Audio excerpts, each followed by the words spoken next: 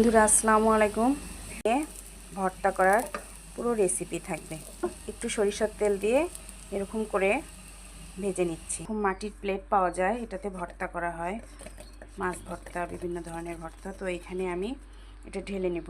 আমি এই যে এই নোড়াটা দিয়ে ডলে ভর্তা করব। আমি ঝাল বেশি খাবো না, এজন্য অল্প মরিচ দিয়েছি। তো আপনারা আপনাদের পছন্দ মতো দিয়ে খেতে পারেন। মরিচ, পেঁয়াজ, রসুনগুলো ভাজা হয়ে গেছে, তো আমি এগুলো হালকা করে ভেজে নিয়েছি। ধনিয়া পাতাগুলো এই যে এভাবে হালকা করে ভেজে নিয়ে, তো এই তোর পরিমাণ মতো আমি এখানে লবণ দিয়ে দিলাম।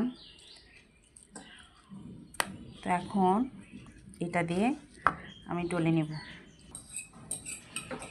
এই দেখুন ভর্তাটা,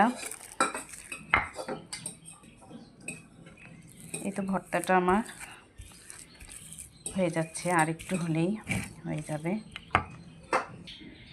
এই তো ভর্তা করা শেষ হয়ে গেল। এখন আমি এখানে সরিষার তেল দেব। যেহেতু সরিষার তেল দিয়ে আমি ভেজে নিয়েছি, তার বেশি দিতে হবে না।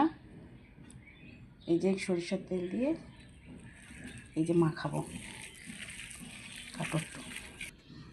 তো দেখুন বন্ধুরা, এই যে দেশি ছোট লাল আলুর ভর্তা হয়ে গেল।